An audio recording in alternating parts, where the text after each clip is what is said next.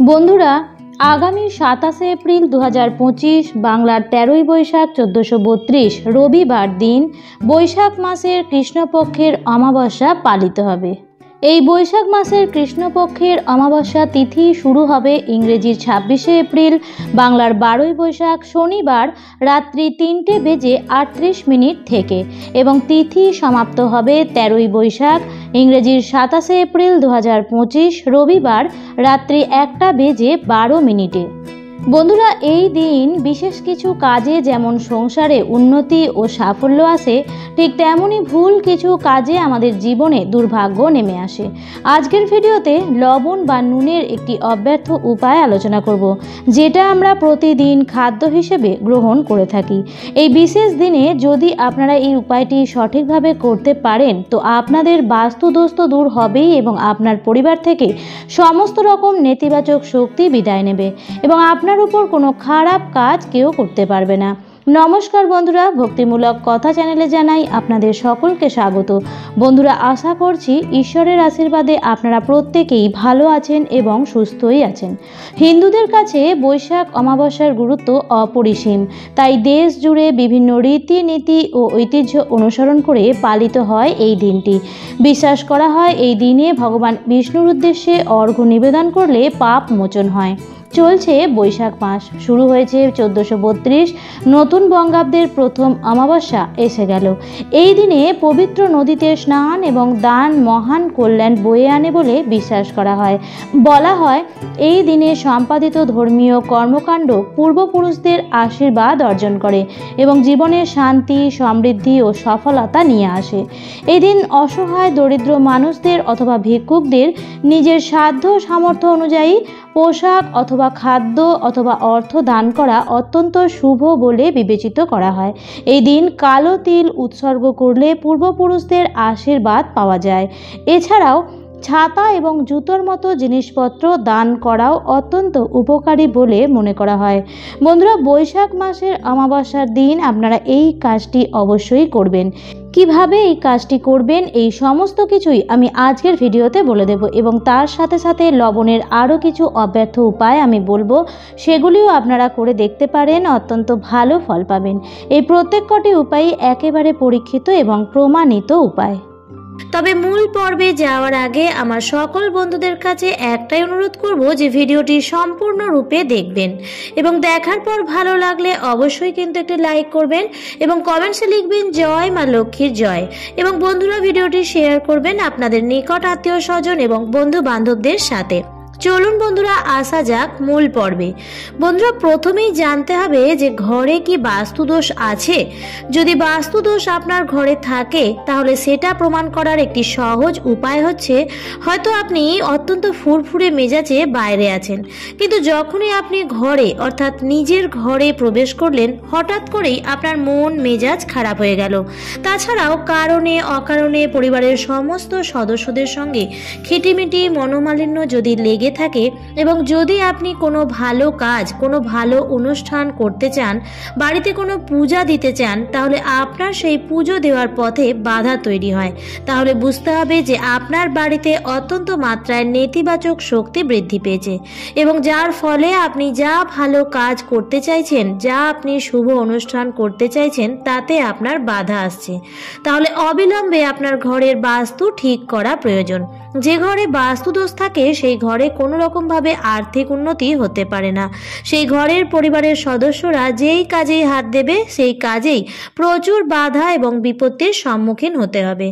আপনার মধ্যে যে পজিটিভিটিটা আছে সেটা আপনার ঘরের বাস্তুদোষ শোষণ করে নেবে এবং আপনি কোনো রকম ভালো চিন্তা ভাবনা করতে পারবেন না এবং পরিবারের আয় উন্নতি দিন দিন কমতে থাকবে আর আপনার খরচ হু হু করে বাড়তে থাকবে। তাই বন্ধুরা, ঘরের বাস্তু খুব সহজেই কিছু উপায়ে বলা যেতে পারে প্রায় বিনামূল্যে সারানো যেতে পারে, কিন্তু সঠিকভাবে সেটি করতে হবে।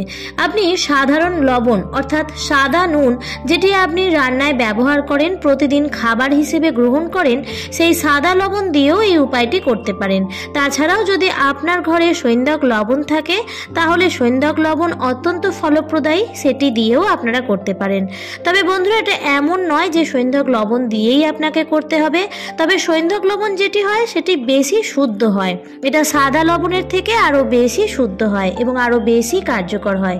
তবে আপনি দুটোর মধ্যে থেকে যে কোনো একটি লবণ দিয়েও করতে পারেন। প্রথম যে উপায়টির কথা আমি বলছি সেটা আপনারা প্রতিদিন করবেন এবং সকাল 10টার আগে করার চেষ্টা করবেন, অর্থাৎ সূর্য আকাশের উপর দিকে যাওয়ার আগে করার চেষ্টা করবেন। প্রতিদিন সকালবেলায় ঘর দুয়ার খুব ভালোভাবে পরিষ্কার পরিচ্ছন্ন করবেন। যে বাড়ি পরিষ্কার পরিচ্ছন্ন নয় সেই বাড়িতে মা লক্ষ্মী কখনোই প্রবেশ করেন না। তাই প্রতিদিন ঘর বাড়ি পরিষ্কার পরিচ্ছন্ন করবেন এবং ঘর মোছার যে জলটি হবে সেই জলের মধ্যে, আপনারা তো ফিনাইল দিয়ে ঘর মোছেন, তো সেই ঘর মোছার যে জলটি আছে তার মধ্যে ছোট 1 চামচ সাদা লবণ মিশিয়ে আপনার ঘরগুলো মুছবেন এবং চেষ্টা করবেন সেই জলটি বাড়ির বাইরে ফেলার, অর্থাৎ ঘরের মধ্যে বেসিনে না ফেলে আপনি ঘরের বাইরে ফেলার চেষ্টা করবেন। এর ফলে আপনার বাড়ির মধ্যে যে নেতিবাচক যা কিছু আছে, যার ফলে আপনার আয় উন্নতিতে বাধা আসছে, সেই সমস্ত কিছুই আস্তে আস্তে কেটে যাবে। কিন্তু এই কাজটি আপনাদের প্রতিদিন করতে হবে। তবে চেষ্টা করবেন সকাল 10টার আগে, অর্থাৎ দুপুর 12টার আগে অন্তত পক্ষে করার চেষ্টা করবেন। অর্থাৎ সূর্য যখন মাথার উপরে সেই সময়ের আগে ঘর ঝাড় দেওয়া বা মোছা সব সময় সকালের দিকেই করা উচিত। কখনোই মাঝ দুপুরে নয়, সকালের দিকেই কাজটি করার চেষ্টা করবেন। কাজটি প্রত্যেক দিনই করতে পারেন, তবে বৃহস্পতিবার দিনটি শুধু বাদ দেবেন।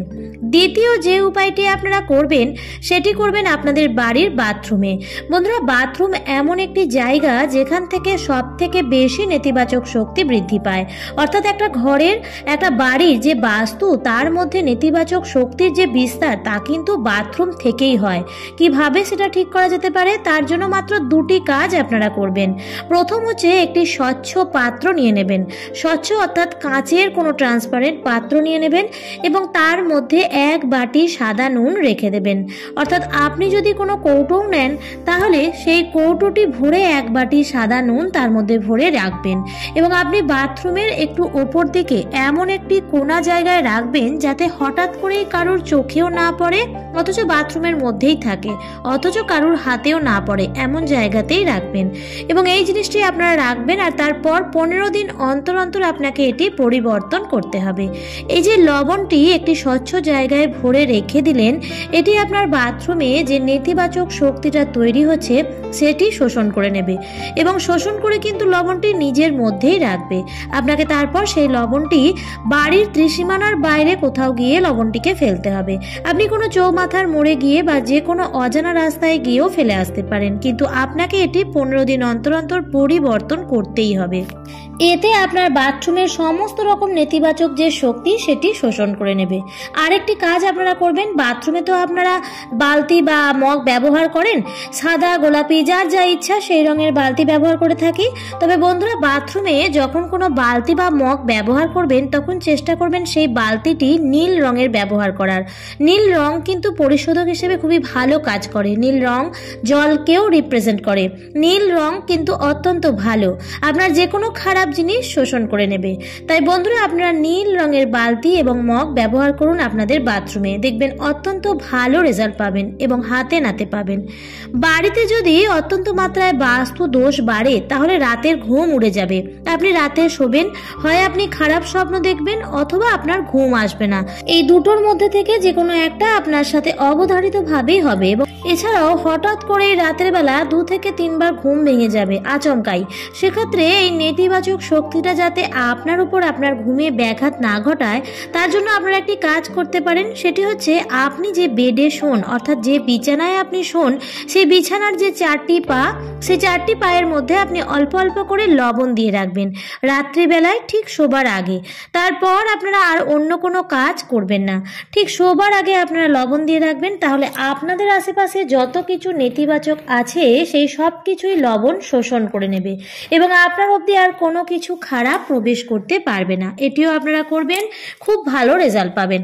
এবং সব শেষে বলবো যে ঘরের সার্বিক বাস্তু দোষ এবং সবার উন্নতি এবং মঙ্গলের জন্য আপনারা বাড়িতে ঠিক 1 মুঠো পরিমাণ লবণ, আপনার হাতের মুঠোর 1 মুঠো পরিমাণ লবণ নেবেন এবং ঘরের মধ্যে পূর্ব থেকে পশ্চিমে 3 বার ঘুরিয়ে সেই 1 মুঠো লবণ নিয়ে আপনার বাড়ির উঠোনে চলে আসবেন এবং উঠোনের যে উত্তর পশ্চিম কোণটা আছে সেই কোণের মধ্যে সেই 1 মুঠো লবণ ফেলে দেবেন।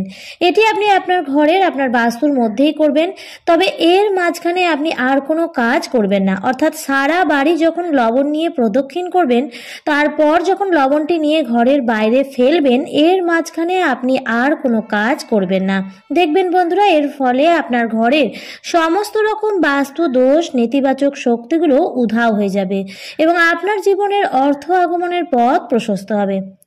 আমার আজকের পর্বটি এই পর্যন্তই। ভিডিওটি দেখে যদি ভালো লাগে তাহলে অবশ্যই লাইক, কমেন্ট এবং শেয়ার করতে ভুলবেন না এবং এই ধরনের আরও ভিডিও পাওয়ার জন্য বা চ্যানেলে যদি নতুন হয়ে থাকেন তাহলে অবশ্যই চ্যানেলটিকে সাবস্ক্রাইব করে পাশে থাকা বেল আইকনটির অল লেখাটিতে ক্লিক করে দেবেন। আবারও দেখা হবে পরবর্তী নতুন কোনো ভিডিওতে। ভালো থাকবেন, সুস্থ থাকবেন, ধন্যবাদ।